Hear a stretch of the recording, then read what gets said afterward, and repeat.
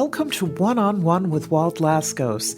In this brief podcast, you'll learn how to most effectively address senior financial exploitation. Now, here's Walt.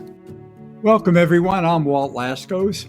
Today, I have the privilege and honor of featuring one of the credit union movement's most respectable leaders, Edward Speed. For those of you who may not know Ed, he's the former president and CEO of Texas Dow Employees Credit Union. Ed served in that role for 10 years, from 2003 to 2013. Now, get this. During his tenure as CEO, the credit union grew from $700 million in assets to more than $2 billion. It increased its locations from 2 to 30, while growing accounts from 75,000 to more than 300,000, with over 800 employees. In addition to his professional achievements, Ed has held leadership roles on numerous boards, including Assumption Seminary, the Benedictine Sisters, and Catholic Health Initiatives. He also chaired the Board of Trustees at St. Mary's University, where, with his wife Linda, they established the Edward and Linda Speed Catholic Studies and Research Fund to support Catholic education and research. Ed is a military veteran and devoted family man residing in San Antonio with Linda, his wife of 56 years.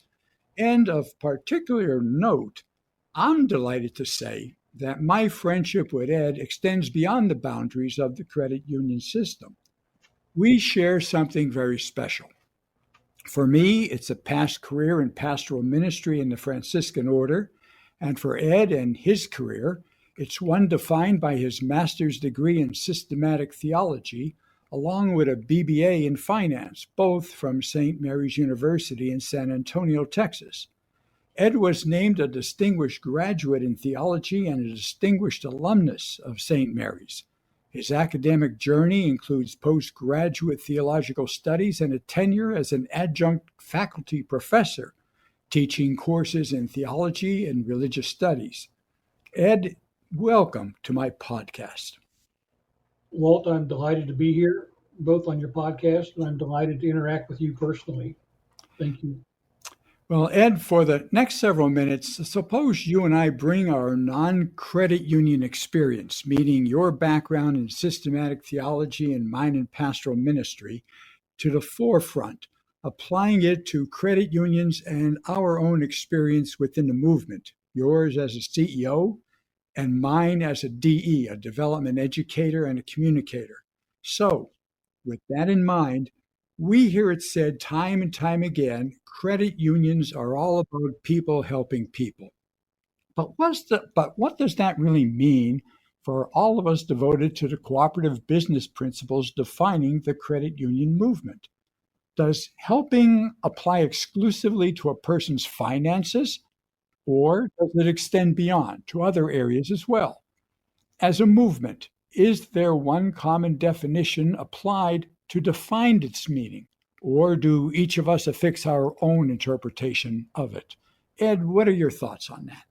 People helping people can be more than just a tagline, and unfortunately, in much of the credit union movement today, people helping people has become, I would call it a bankrupted tagline.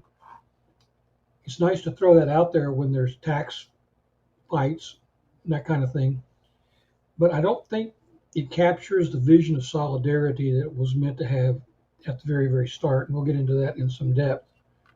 I'm glad that you mentioned, our shared background. For 40 years, my career was credit union, but for the last 30, my calling has been that in the area of theological education and theological reflection. And I do see a nexus between that and the credit union movement. The credit union movement at its best captures a vision of solidarity, which is a term that you and I would use theologically or ecclesially. And I also believe that solidarity that's possible in the credit union movement really can bring to bear what we in theologically call the fruits of the Holy Spirit: love, kindness, generosity, faithfulness. And I think to answer your question more specifically, from the very beginning, Edward Filene and others envisioned credit unions not merely as financial institutions, but as communities of mutual care and shared responsibility.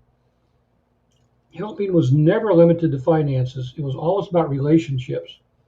And we're going to talk a lot more about that. Neighbors pooling resources so that each family had access to opportunity, to hope, and above all, to dignity. When we reduce helping to transactions, we lose the soul of the movement. To honor that founding, I hope we can recover a shared understanding. Helping means walking with people, accompanying them, understanding their stories, and affirming their dignity.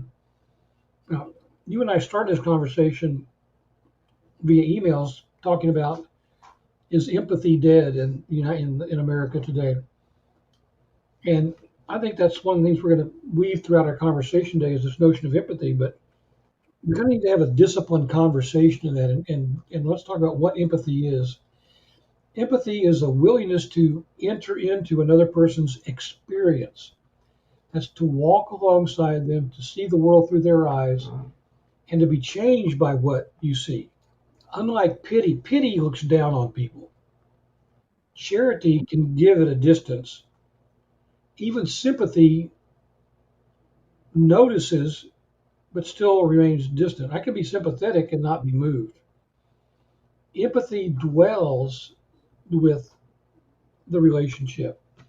It reflects, actually, for your language that you and I would understand, empathy is incarnational. God didn't simply feel sorry for us, God came to walk with us. That is a theological expression of empathy.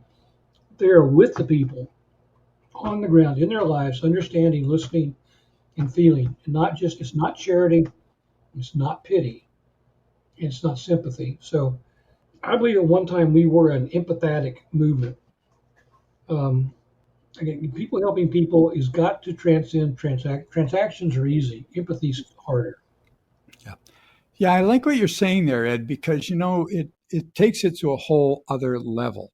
When you talk about people helping people, it does go beyond financial transactions. It really does embrace all aspects of life. And I go back to thinking about financial cooperatives and how they were formed in Europe. Let's say even before Ed Filene brought them here to the United States, and a lot of the financial co-ops in Europe, from what my understanding is, and those who know better could correct me, but I believe a lot of them were formed by the local neighborhood priests or a lot of those within the church, bringing people together, not just to help one another financially, but also, like you were saying, for the common good of maybe food or clothing. But it was really it really was very similar to what we read about in the Acts of the Apostles with the early church of communal living, sharing with one another, on a day-to-day basis. And that really resonates, and that it honestly, it brings a lot of richness to the concept of credit union and what we mean by people helping people. And when we look at empathy, for example, as you were mentioning too, and I really appreciate, Ed, what you were saying there, tying it into the incarnation and Christ living among us, because empathy really is walking in another's shoes, really experiencing what they're experiencing, what they're going through. And that, again, is really richly described when we think of it from the standpoint of the incarnation. And it's also something that I'm seeing how fundamental it is to interpersonal relationships. Because I find it to be especially true in a lot of the work I'm doing advocating for older adults and for their financial safety, from financial scams and exploitation. Because I believe that by showing empathy and having the ability to walk in the shoes of the scam victim, we're able to gain an upper hand in both convincing the person that they are being scammed and helping those who have to recover after falling victim to one. So that role of empathy is very, very important to helping people, helping one another. I really believe so. And I think that when we look at the movement as a whole, and we embrace and if we were to really, let me put it this way, if we're really to embrace and recapture the spirit of people helping people, aligning it more closely to what you were talking about, to what Ed Filene and Roy Bergegren probably had in mind when they formed it, what would be your recommendations, your course of action that we as a movement should pursue? The course of action is empathy. Empathy can be, I don't know if it can be taught, but it can be released. It can be brought to the fore. It can rise to the surface if it's nurtured, acknowledged and nurtured. And hopefully I can speak some more about that. Empathy is not just a spiritual virtue, if I can use that word, it's practical. When we speak of the gifts of the Holy Spirit, we talk about wisdom and understanding, counsel, fortitude, knowledge, piety, fear of the Lord. Well, when lived out, these gifts bear fruit, which is love, peace, patience, kindness, generosity, faithfulness, gentleness, and self-control. An empathetic credit union organization can embody these gifts and fruits. It becomes wise in its decisions, understanding of its members, courageous to do what is right, and generous in its actions. These virtues are the foundation for a culture of blessing and transformation. To recover this, we have to recover the heart of empathy. As I mentioned earlier, pity looks down, charity gives, but from a distance. Sympathy notices pain, but stays on the sideline. Empathy is different. It's in a credit union, we walk with the people, we see through their eyes, and hopefully we're willing to be changed by what we see. Congress affirmed this principle in H.R. 1151, declaring that to promote thrift and credit extension, and these are very important words that have been lost, a meaningful bond, a meaningful affinity, and bond among members. And what did Congress specify what that meant?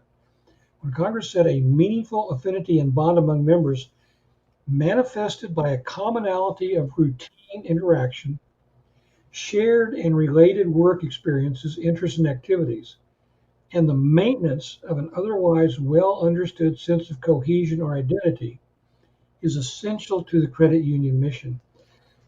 And what that meant was that a meaningful activity and bond is I would see you on the factory floor, I would meet you in the office, I would see you at the Little League baseball game, I'd see you in church.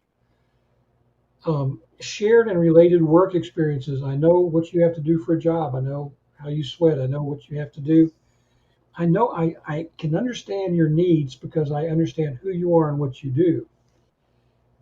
Now, just as a little aside, and something I'm quite passionate about is that the common bond is broken in the movement. It's been shattered. It's been bankrupted, been bastardized. I mean, frankly, if we're looking for a commonality of routine interaction, shared and related work experiences, interests and activities, and a well understood sense of cohesion, if I have a statewide charter, that's crap. I mean, that doesn't meet any of these definitions that is in the congressional definition.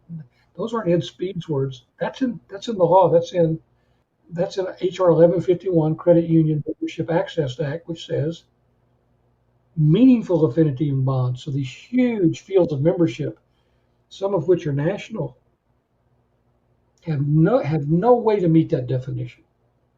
So when the common bond rules were strong, empathy flourished. Members were not strangers. They were neighbors, co-workers, and friends.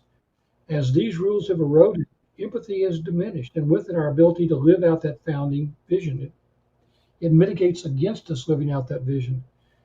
We become just another transactional business, indistinguishable from the banks, which we were created to complement the banks, not compete with them.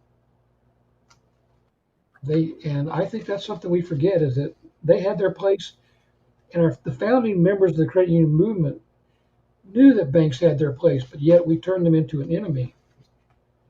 But my heart is still with the small credit unions that live this out. They know their members by name. They embody the Spirit's gifts of wisdom and counsel and understanding. They are the true heirs of Filene's vision.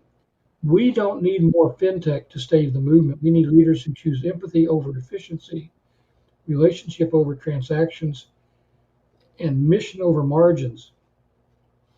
And as long as I have breath, I'm willing to help any credit union, any place, anywhere, find this. I bet you it's there. We just need to bring it out. Now, one thing that makes me completely crazy is when I say things like this and people say, well, if I do what you're saying, the regulators will be all over me for delinquencies and charge-offs. Right, right. That is bullshit. That is absolute nuts. I'm not saying that you need to wake up stupid, all of a sudden give up stewardship. No, you can do all these things and still run an organization that's safe and sound, and it can be done. But somehow or another, they translate this need for this integration into the life of the member to somehow become a license for poor lending standards. That's absolutely wrong. We just and the fact that someone would twist it that way really aggravates me to no end. You can do all these things and still be an empathetic organization and do it right. Now, it's hard work. It is. We're going to talk some more about it. It is extremely hard work to do that, which is why some don't. It's easier to just do transactions. That way, I can wash my hands and say, "Well, it wasn't me. I'm just following the regulations." And there are, we can use specifics. I can give some specifics about how that kind of culture can be transformed and what some of the pitfalls are, but also what some of the opportunities are. So I've just sucked a lot of oxygen out of the room. So I'll let you ask questions too. No, no. I mean, Ed, you really make when you think about the case of small credit unions, the intimacy that's there between the credit union and the members, and how that begins to get lost as the credit union grows, as it gets larger, um, as it sort of loses the identity of what it had, in terms of that intimacy. Um, I'm curious because, when you think about it, uh, I would imagine you had to tackle a lot of that as CEO of Texas Dow Employees Credit Union back in those days when you were, at the credit union. What were some of the, uh, I don't want to say challenges or maybe a high point of how you were able to address that and be able to, keep focused on the relationship model of the credit union with the members as opposed to seeing the credit union drift and become, like a bank where it becomes perhaps impersonal and more transactional. I believe that I can speak to that with the specifics of it. But maybe a little background is how I got there. The first year I was a CEO, I really couldn't get my arms wrapped around what the direction we needed to go is, and we determined that we were at a crossroads, and one road could lead to a Walmart model, do things as cheaply as possible, rip it down to the bare bones, do as much self-service as we can, low rates, low charge-offs, no charge-offs, low rates. Or we could take what we call a high-tech, high-touch model that would be highly relationship-based, very relationship-based. And I was kind of wondering, I was struggling, how do I begin this transformation of an organization to that? And towards at the end of the fall of my first year as CEO, I took some time out to go on to a Catholic retreat center to spend 4 or 5 days in a retreat, and I ran into a person who was leading the talks. His name is Father Ron Rollheiser at the Oblate School of Theology at San Antonio, Texas, and he talked about the nature of transformative blessing. And I took his teachings and ran with that. And because when you talk about what the notion of a blessing is, it's not. If we think we all have heard these words, the word benediction or blessing. Well, that comes from the Latin bene dicere, which is bene, to speak well of. So the nature of a blessing in an organization is an organization that speaks well of all of those who are in it. And it starts at the top. It's how I treat my executives, how they treat their staff, how they treat their staff. And that blessing is more than just not kind words. It's a way of affirming and dignifying and calling forth life in those around you. That blessing organizationally can transform because it names the good in people, even when they can't see it in themselves. A spirit-filled organization, rich in wisdom and understanding counsel, can naturally become a blessing to its own staff, its members, and then to the community. Now, I'll show you an example of that dealt with this. I saw this firsthand, and you mentioned that phenomenal growth we had, which was a 17% annual compounded rate of growth, even during the Great Recession of the 4 years. And we had that same growth even then. And one of the ways we did it is we decentralized lending decisions out to the branches, to the people who knew the members best. We had a simple 2-for-1 rule. One lender could approve a loan. It would take 2 human beings, lenders, to say no. Lending platforms and algorithms could approve a loans, but no machine could ever deny a loan. Denial required 2 human beings to consider the member's story, and then they would have to say, we just can't make this work. And you know what? That's absolutely okay. Sometimes it doesn't. But see, that policy was rooted in blessing. We assumed the best in people and trusted and trained the staff to act on that belief. It built trust inside the organization and outside the organization, and it worked. Our delinquency, in spite of that charge, those rates, those growth rates, our delinquency and charge-off rates stayed well below peers.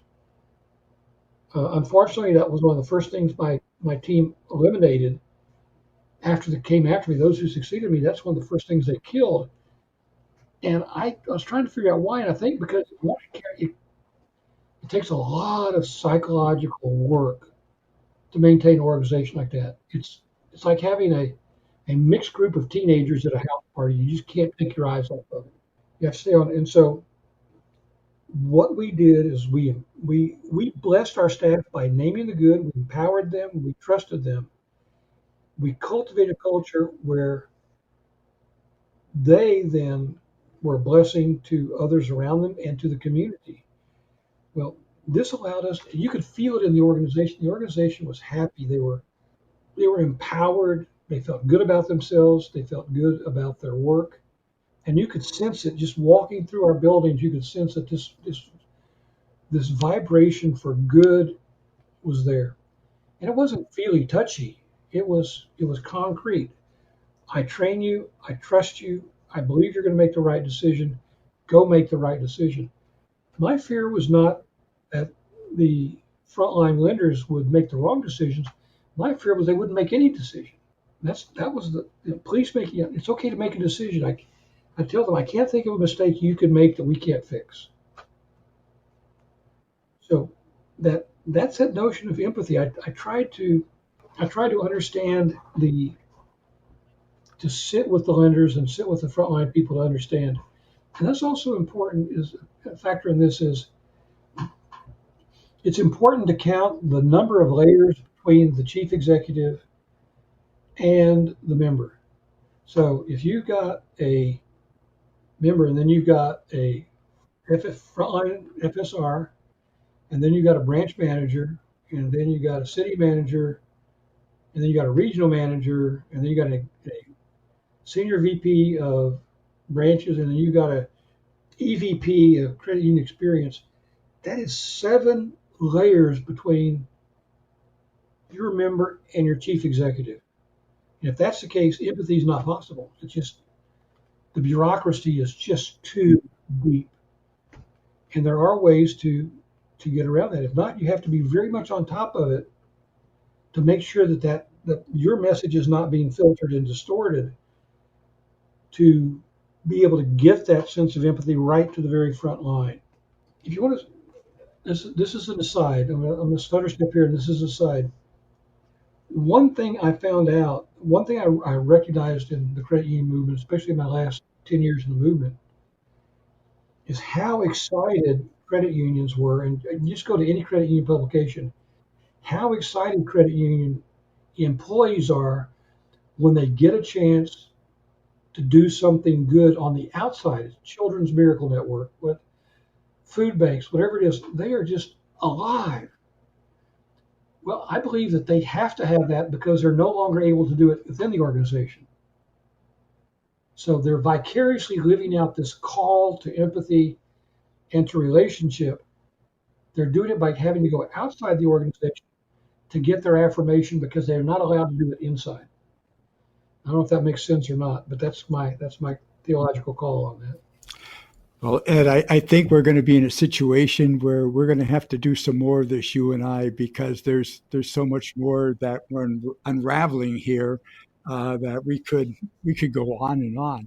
But I do appreciate you taking some time because when we were talking before even today, my focus so much was empathy from the standpoint of seeing how credit unions could offer empathy as a tool to help victims of scams realize that they are being scammed. They can only offer empathy if they practice empathy. You can't write a smile memo. You can't say, okay, we're going to be empathetic tomorrow. It has got to be what you and I would consider sacramental. It's got to be an external expression of an interior good. So until you develop that interior good with your board and with your senior staff and your employees, do not expect it to show up outside the organization because it's not. It can't. It doesn't exist. And the thing is, it not only that, but it also guidance needs to be given. People need to learn about it, become sensitive to it. And I guess the other point is that I see credit unions as being the receptacle to really be able to provide that to victims of scams, as opposed to the banks. Because when you look at everything we profess to be as credit unions and the values that supposedly we espouse, it does create the fecundity, the ability where this kind of empathy can kind of spiral up and take place. So I really do see it something that credit unions need to be more attentive to and focus on and even in the ways that you're saying. As I guess we probably should wrap up. We're almost hitting a half hour here. Any closing thoughts, Ed? We are going to have you back. We do have to keep the conversation going, but any closing thoughts to offer before we wrap? I had really good mentors and teachers in the credit union movement. And if I don't I'm 77 years old. If I don't pass it on, it dies with me. So if I can help any credit union anywhere, anytime in terms of cultural transformation, I'm a phone call away. Wonderful. Ed, thank you so much for being with us today, for taking time, giving me your valuable time. Thank you for your friendship. Thank you for being with us. Be well. Thank you. And thank you all, too, to the listeners for joining us today. And we look to have you again with us sometime soon. If you've enjoyed this conversation, don't forget to follow One-on-One with Walt Laskos wherever you get your podcasts. Feel free to send comments to walt@laskoscommunications.com. And to learn more about how you might support the prevention of elder financial scams, visit laskoscommunications.com.